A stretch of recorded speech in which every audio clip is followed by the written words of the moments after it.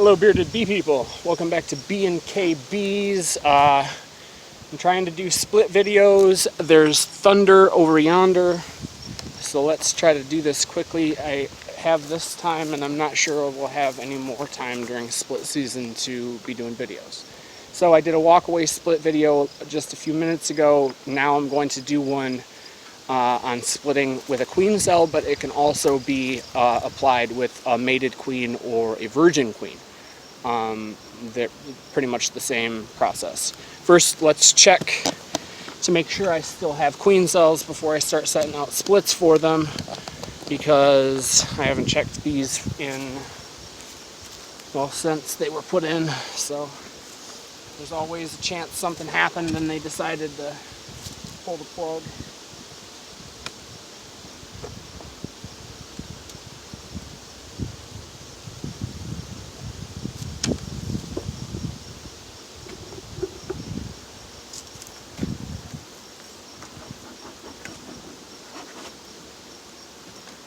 Standing on the pallet.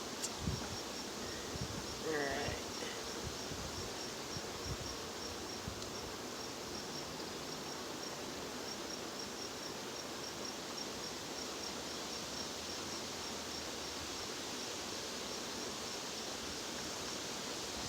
Okay, so I have a bunch of queen cells here.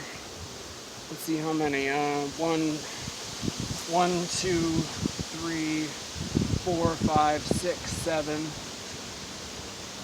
8, 9, 10, 11, 12, 13, 14, 15, 16, 17, 18, 19, 20, 21, 22, 23, 24, 25, 26, 27 cells.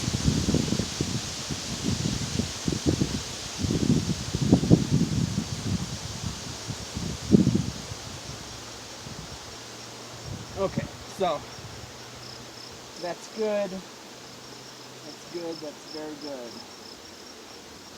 It was like 35, but whatever.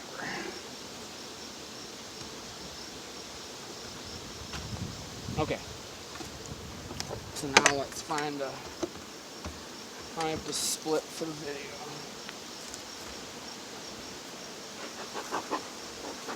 Okay. And on we go to find a hive to split. Let's see, this one looks like we're doing pretty well. Let's see what the thing says. Good. Okay.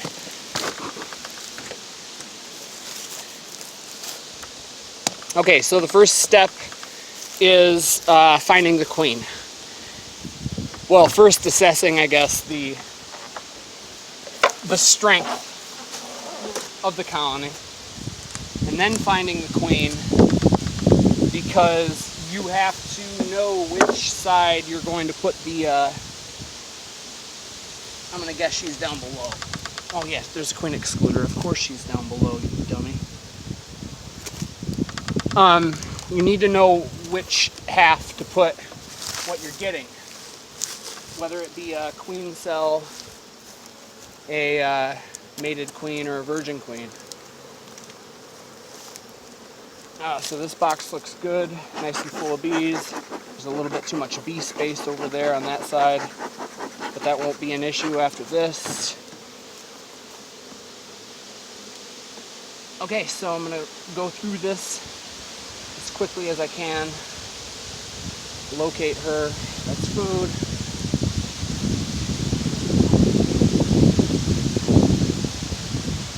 Oh, drone-ish brood. There's definitely some worker brood there too, but that's a popcorny looking frame. Maybe both halves will get a queen cell. And that's not super good either. Kind of spotty. Not horrible. I'm not going to pinch her.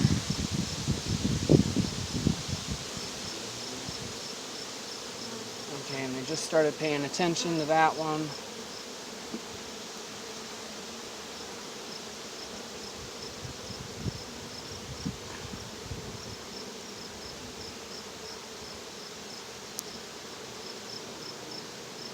Okay, there are eggs here. Oh yeah, there she is, right in the center of that frame.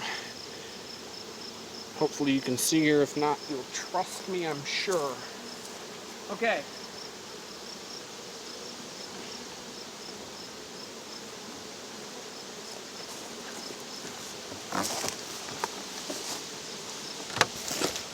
So I'm going to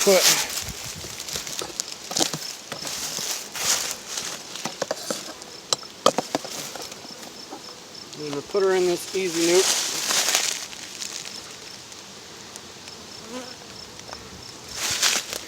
Along with enough resources and bees and stuff to make it a viable nuke to where it'll, you know, continue to build up as quickly as it was before.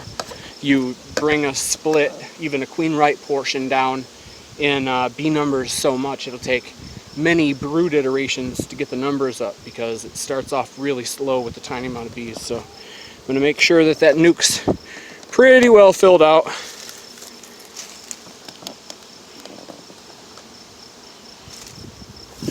And then I will leave this. I'm obviously going to move the queen right portion off to the side somewhere else, and then I will leave this queenless for at least 24 hours, but in reality it'll be like 36 to 48 hours, so that they're more apt to accept my cell. And the same applies to you splitting with queens. They'll be more apt to accept the stranger queen if they are absolutely certain they're queenless.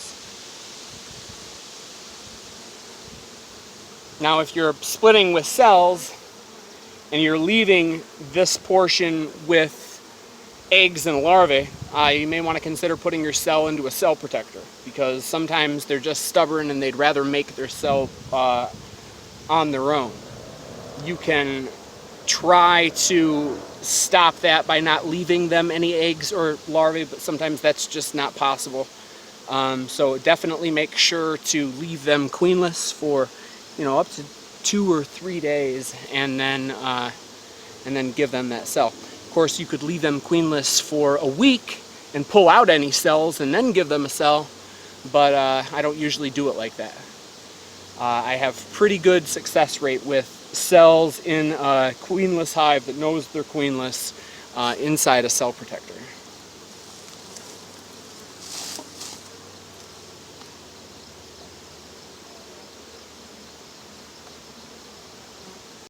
Okay, so I don't know where that cut off. We've got storm clouds right on top of us. So I pushed everything to this side rather than having it in the center, because there's crazy comb right here, and if I pushed that into the center, I'd have to push another frame away from it, and that would only make the problem worse. So I wanted to keep that there, and because it's not cold at night, I don't have a problem pushing the center of activity off to the side of this box. Hopefully they'll move out, but when they get a laying queen and all that, I'll be in here managing it and checkering frames in and all that kind of stuff. So I am not going to let that get any worse. I would take it out if it was just food, but there's a bunch of brood on it as well. So the queen right portion is just a queen right nuke that you can treat with, you know, however you want. The queenless portion, the whole concept of this whole video is that the queenless portion has to become aware that they're queenless before you give them a queen or a cell. Because otherwise they will reject it. I mean, that's nature. They want to protect their line of genetics. They have a queen that they want to protect, and if that pheromone is still in there and they still think she's in there doing what she's supposed to do, they will do everything in their power to not be superseded. So I have to close this stuff up because it is getting rainy. I don't need to put, oh yeah I do, crap. Okay, so there's stuff in this honey box here.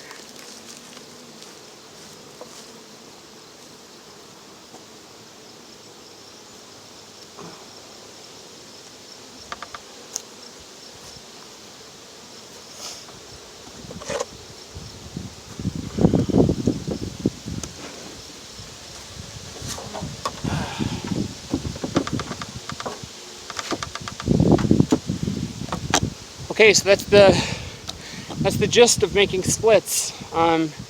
I mean, the primary rules, in my opinion, are not to deplete either portion of a split of really anything, unless you're depleting the queen right portion of brood, which that's usually fine as long as there's enough bees to manage and take care of the brood that she's going to start creating. But other than that, I mean, if you're going to give them something that isn't theirs, make sure that they know that they're queenless. If you're just doing a walkaway split, well, I talked about that in the other video, but you don't have to leave them and then do anything a couple days after that, because once they realize that they're queenless, they'll start utilizing what they have in the box and what you made sure was in that box to create their own queen. So if you have any questions, shoot them my way. If I know the answer, I'll give it to you, and if I don't, I will hopefully find it for you. Thanks for watching. If you liked it, click like. If you haven't already, click subscribe, and you'll get notified for other videos in the future. But get out and have some fun with your bees. I will see you later.